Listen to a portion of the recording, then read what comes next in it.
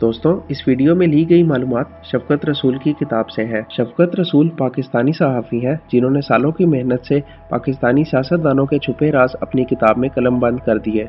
नवाज शरीफ के पिछले दौरे हुकूमत में सैफुर रहमान को पुरानी यारी की बिना पर बहुत से ओहदों और इख्तियारात से नवाजा गया।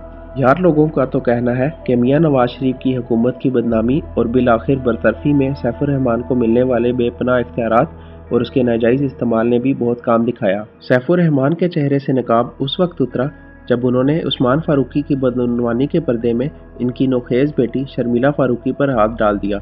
वीडियो में आगे बढ़ने से पहले आपसे गुजारिश है कि हमारे चैनल को सब्सक्राइब करके बेल के आइकन को ज़रूर क्लिक कर लें ताकि आगे आने वाली वीडियोस आप तक पहुंच पाए। शुक्रिया। और शर्मिला इनके लिए लोहे की गोली साबित हुई जो सैफुर रहमान के हलक में फंस कर रह गई। हालांकि मौसूफ इससे कबल ताहिरा सईद के साथ बड़ा अच्छा बिजनेस चला चुके थे। ताहिरा सईद एक छोटी सी फर्म चलाती थी जिनको तामीरात के ठेके वगैरह मिल जाया करते थे, लेकिन जब रेडको कंस्ट्रक्शन का कारोबारी फैलाव बढ़ा तो उसने अपने झेली काम ताहिरा सैयद की फर्म को देना शुरू कर दिए और ताहिरा सैयद को उस कंपनी में अहम हैसियत हासिल हो गई। लेकिन शर्मिला फारूकी के सिलसिले में सैफुर रहमान कोई मुनासिब डील ना कर सके। बाप के जराइम के बदले में उन्होंने इख्तियारात का इस्तेमाल करते हुए शर्मिला फारूकी को इस्लामाबाद बुलवाना शुरू कर दिया। लेकिन जब शर्मिला ने इस्लामाबाद आने से इनकार कर दिया तो सैफुर रहमान ने धमकी देते हुए कहा कि मैं तुम्हारे ख़ानदान को इबरत का निशान बना दूंगा।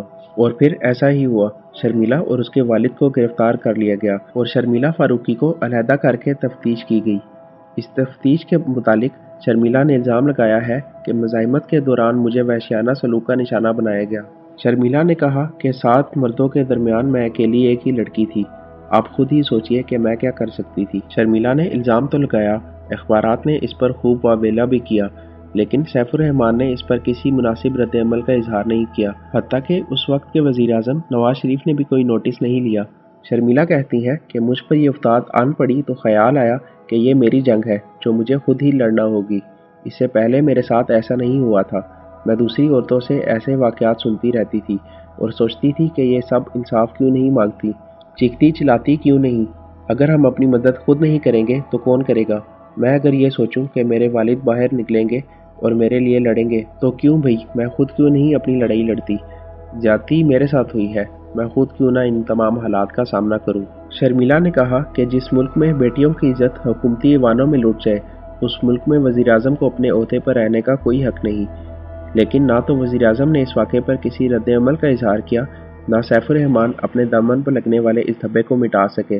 बाद अज़ां एयरपोर्ट पुलिस ने मुअत्तल सेनेटर सैफुर रहमान के खिलाफ हदूद ऑर्डिनेंस के तहत मुकदमा भी दर्ज कर लिया। ये मुकदमा शर्मिला फारूकी की रिपोर्ट पर दर्ज किया गया। शर्मिला ने अपनी दरख्वास्त में कहा था कि सैफुर रहमान ने अपने दौरे इक़्तिदार में इन्हें इस्लामाबाद बुलाकर ज़हनी और जिस्मानी तशद्दुद किया और गैर अखलाकी हरकत भी की। दोस्तों, उम्मीद है कि आपको ये वीडियो पसंद आई होगी। अगर आपको ये वीडियो अच्छी लगी तो काइंडली इसको लाइक और शेयर करें और हमारे चैनल को सब्सक्राइब करके बेल के आइकन को ज़रूर क्लिक कर लें ताकि आगे आने वाली वीडियोज़ आप तक पहुँच पाए। शुक्रिया।